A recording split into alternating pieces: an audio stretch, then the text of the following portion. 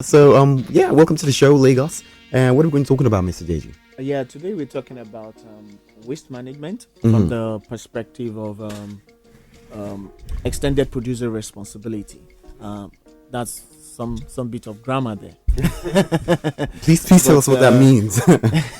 Yeah, basically it speaks to the concept of making producers of end of life products to be responsible for the collection of those products. But I'm not going to be doing all the, somebody will put us through. Okay, we have someone else in the studio with us. Her name is Maryam Njie. Yes. I hope I got that right. Yes, you did. Okay, clap for me. She's a green building associate and a social entrepreneur promoting sustainable community and recycling culture in Nigeria. She's the founder of Terminal Initiative, a social enterprise advocating for waste separation at source, waste recovery, waste collection programs. She has a background in engineering, architecture, construction management, waste management, and social sector. I mean, she's loaded. She's well loaded. So yeah, we're talking to the right people. So like today now it's raining. I can see plastics all over the street. Yeah. And it's crazy about blocking the drainages and all of that. But there was a time I was working on this short documentary, and she had mentioned the concept of EPR, extended producer responsibility. Okay.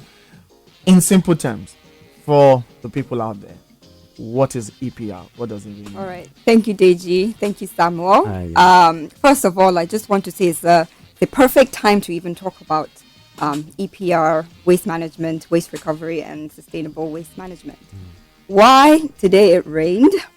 Even right in front of this building, you could see plastic bottles that were washed up from the drainage canal just because of that. So EPR is the extended producer responsibility. So it's a term, or I'd say a concept that was coined by someone in Sweden called Thomas Lindqvist in the 1990s. And the whole concept is about incorporating the environmental cost of a product into that product, so that at the end of the life cycle, there's a way it can be recovered and it doesn't end up in people's drainages, in front of people's buildings, and things like that. So with that concept, the producers, it doesn't even have to be just the producer, it cuts across everywhere. So it's the manufacturers of that packaging product, then the people that market that product, to even the people that sort of consume that product. Everybody should be responsible for the way it is handled. So with that concept, it sort of even incentivizes people that are compliant with the EPR to take it up in their organizations, in their industries. In Nigeria, there are two industries that are sort of pushing this, which is the food and beverage and also the electronic waste. Okay.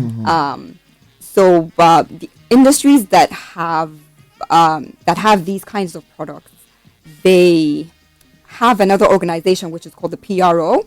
So the PRO is sort of the organization that those top organizations give the responsibility to oversee that the life cycle of that product is being managed properly. So for the food and beverage, we have the FBRA, which is Food and Beverage Alliance. Okay. And then for the e-waste, we have EPRON. And they've been pushing ways to make sure that we get back our plastic. Yes, the plastics don't end up in the drainage canals. In the drainage canals and in the landfills. And in the landfills. Yeah, because we have it on statistics that you have about 60% of the landfill made of plastic PET bottles all over the place. And speaking to plastic in itself, as a way of educating the people out there, what's the consequence that we have been faced with in terms of plastic pollution? Right. The most obvious one is flooding, because the drainage, so it has a ripple effect. So you chuck your plastic bottles in somewhere, anywhere, wind or whatever blows it into a drainage canal. That's right. It blocks the drainage canal.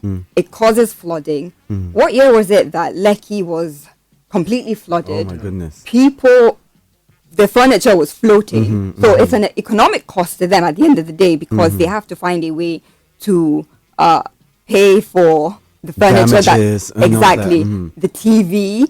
It could be life-threatening as well because of electrocution. Exactly. Right. So it's a ripple effect and for everyone. The life cycle of this plastics in itself. What's it like? What I hear. Plastic doesn't degrade. It takes like 500 years to degrade us, even if it does degrade. So from the beginning of time, those that have when plastic started being created, where it's disposed is probably still there. I like to quote Governor Sanwo-Olu at an event in July. He said, "Our administration is ready to collaborate with the private sector whose activities impact more on the environment to seek innovative ways of carrying on their activities without jeopardizing people's lives and the sustainability of the planet." In my own view, if this is the goal of the government, then extended producer responsibility should be a policy instrument that we should pursue and adopt. I mean, what are the potential benefits if we are able to get EPR to work here in Nigeria and in a city like Lagos? Okay. So the Lagos State government have started this initiative, which is a fantastic initiative. That's right. The Blue Box program, getting people to be responsible in their homes.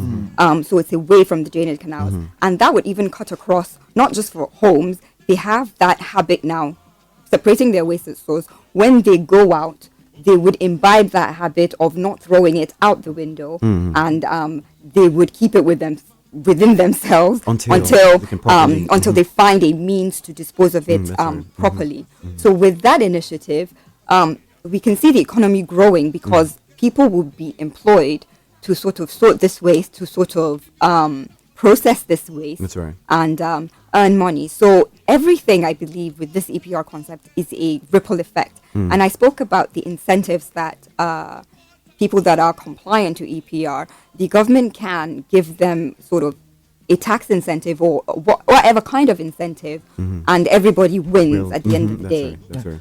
So you mentioned the Lagos Blue Bean concept, which I find quite interesting, and we had spoken about it some time ago on this program. But I'm seriously thinking in my head, how smart are we on this goal? And what I'm thinking in my head is we need to make our EPR very smart. That is specific, it is measurable, it is attainable. Is measurable and timely. Yes. So it's to me, it's like we are not, because I know that there's the NESRA, the government agency who is actually in charge of this policy. And at different public forum, you keep hearing we've baby steps. We are not moving. We are not being smart about it. Because I think this is the EPR is an instrument that can be used effectively to get the private sector to be responsible. So I see a whole lot of organizations come up, and they're doing a whole lot of partnership with different bodies, and like, okay, we are cleaning up the beach, we are doing this, and it sounds like, okay, somebody is doing somebody a favor. So it is a responsibility that I believe should be specific. I think these organizations, we should demand from them and say, how much plastic do you produce? How much do you intend to call back this year? 5%, 10%, 15%. How do you intend to do that? So for Nesria, they started baby steps. They brought out the standards, the documents, but the PROs were not set up properly at that time, and they only just sort of did that. So they now have people that are in charge of it, and we hope to see like serious changes coming in the nearest future. They've given themselves the targets. They've given themselves things that they need to recover, and they are seriously, aggressively finding ways to partner with people that do the collections and process as well, so that they can bridge every gap possible. Yeah, in your own opinion, do you think we need legal backing for extended producer responsibility So as a law? The thing is, I read sometime last year that Mesria want to start sanctioning industries that don't take up the EPR. So now that they've said that, then we can sort of look at what's going on with that. Yeah. So I don't know. I think people out there maybe we want to hear from them and tell us what do you think? Do you think these organizations that produce this plastic should we make them more accountable? Should we explore this avenue to demand from them? Tell us how should we really demand from them and ask them like, okay, how much plastic do you produce? What are you calling back? How are you gonna call it back? Maybe the phone line. Okay, so the number to call us is 0700 923 923 923. Again, 0700 923 923 923. Or you can send us a message via WhatsApp, and that's 0817 313 6193. And I think it's a very interesting conversation. Yeah. Making making people responsible for a lot of things around them, especially our environment. And that is one thing that many people honestly are not aware. People just throw things out the car, out the window, out anywhere without properly disposing them and not realizing. So if I was asked a question, my question would be, okay, there are a lot of damages already put out in the environment. How do we start to Okay, I think I have a caller. I was going to say, how do we start to, correct these things? Yeah. But let's see who's on the line. Hello, good morning. Good morning, my brother. Hi, good morning. What's your name and where are you calling from? Okay, my name is Emeka Raphael. I'm calling from Okota. Okay, Emeka from Okota. Please go ahead. I've been listening to the conversation and honestly speaking, I'm blessed. I'm blessed. I will have youth and sharp mind. In fact, most of the lady, what she was saying, I have a kind of, revelation. I would say that it's good to be sold to the government, kind of blueprint. If it's possible that if the companies can run a promo, maybe start for a while to see how it will go. That if you can bring 100 pieces of bottles of, for example, let me use the brand, let me not mention for a purpose. They'll bring a one, so and so brand. They will give you a pack of this. I can assure you, within a space of some time, this will disappear. Yeah. That's right. People will go extra mile. You understand me? Yeah. Thank you so much for. Thank you so much for your contribution. So that's called a buyback. Yes. So even Loma started that a while ago, the buyback program, but that should come back with this Blue Box initiative. I feel like the people that are part of this, so the alliances, the government, they all need to sit down on the same table and talk about how we're going to achieve this so that there's no sort of double achievement. So instead of them working in silos, they can pull all their resources together to what do the government have? What do these alliances, what do they have? And then find a way to make it work. And like I said, I strongly feel, okay, we're saying we're doing a buyback. What is the quantity that we are looking at for a 1 year period? This is the target. This is what we want to call back. So being specific, being measurable, that's what I call a smart EPR. The thing is, so it's not just an event or it's just something that people are just doing. I agree, because there's no way you can measure the impact, the effectiveness of whatever you're doing if it's not measurable. Exactly. You can't manage what you can't measure. No, true. The thing is, the awareness it's really low. So they just need to keep talking about an incentive like that, on the part of the companies would actually encourage such. Oh, let's take it to the call. Hello, good morning. Hello, good morning. Hi, good morning. What's your name and where are you calling from? My name is Jenny, calling from Surrey. Okay, Jenny, go ahead, talk to us. Please, I wanted to state that I feel that government has a very big role to play in environmental sustainability. Of course. There has to be legislation, there has to be laws in place. It won't just happen overnight. People have to be sensitized. And then these laws have to be put in place. The basic laws we're talking about here is laws curtailing, reducing, and supervising plastic production and use. We have huge challenges in Nigeria. I know that the government may be slow in taking these steps, especially as regards to plastic use in Nigeria, because the right things have not been put in place. Take, for instance, bottled water. Why does everybody go for bottled water? Why does everybody go for sachet water? Because there is no pipe-on water available. Government has to provide pipe-on water first for people to now be sensitized and know that water is available, and it's safer for you to take potable water straight from tap rather than sachet water. And then after all, when all these things have been put in place, then they can now legislate and ban or reduce plastic. The truth of the matter is that the plastic that comes into Nigeria is alarming. Now, we are talking about basic things like sachet water, bottled water, and now added to the mix, we're looking at food takeaway packs that don't really need to be. We don't need, and then you go to a market, they are, it's as if they are doing you a favor by asking you whether you want to double your nylon. And we have no sensitization whatsoever about the damage we are doing. And we really need to wake up. It's a huge issue. We don't need to allow it to choke us before we start. We have to know what's happening around all over the world. Countries are taking steps to reduce plastic use. We cannot continue to take it so lightly. It's a big issue. Please let your guests know how we are going to take this matter to the Lagos State Assembly. Let them legislate.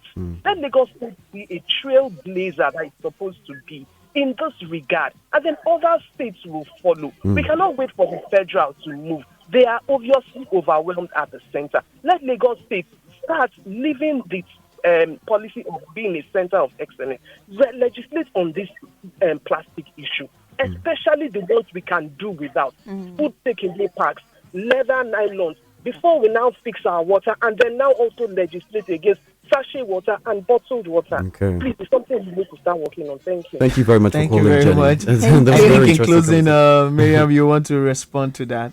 Yes. I completely agree with you about those 0.00 millimeter thin black bags. Those bags. Yes, those ones that they give you when you buy pop-off on the road. That one, we need to address that immediately because it's really of no use whatsoever. You can use paper or whatever to contain whatever it is you want to contain in replacing that bag. So I completely agree about that. Regarding Nigeria, we have so many laws. It's the implementation and the enforcement that's the issue. So that we just need to keep driving that. But I think in this case we actually just need a strong push for that law because the posture that we seem to have out there by these organizations, like they are doing us a favor. When I see those campaigns, we are cleaning up the beach and with this organization, and you see a whole lot of that on social media. Come on, no, it's more than that. It's something that you need to be deliberate about. It's part of your corporate governance. It's part of what you should be talking about in the boardroom. And like she rightly said, we are actually so strong and looking at Lagos State government to blaze the trail. I didn't say it. She said it. She said, make the law. You understand? Don't. I think there's too much romance going on. So you hear we are ready to partner with the private sector. We are launching the Blue Bean, and we are going to be working with these organizations. It's like, okay, you are trying to toast somebody. No, it's not toasting. It's what needs to be done. We need to salvage the situation. When people walk into eateries and they're going to pick up these bags, make it compulsory and let put it outside there.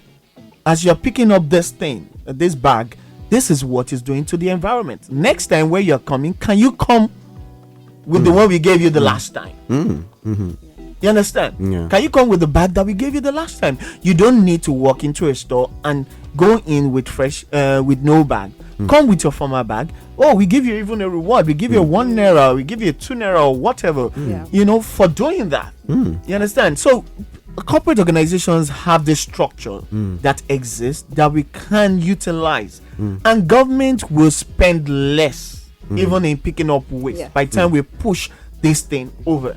So instead of our lawma spending so much trying to pick up waste and all of that, you have pushed this, you have extended this responsibility to the original producer of this plastic. So please join us in the conversation. Rethinking Cities is at Rethinking CI on Twitter. Thank you all who reposted the broadcast for this. I know that there's a lot of people. We have lots of people in your space who are on this project, and everybody, doing wonderful stuff, trying to manage waste here and there, different organizations. We keep pushing. And so, but we really need a legal backing for this. Miriam, thank you for coming on the show. I know that you have to run out. Yeah, we'll be right back in a minute to just wrap up. And thank you so much.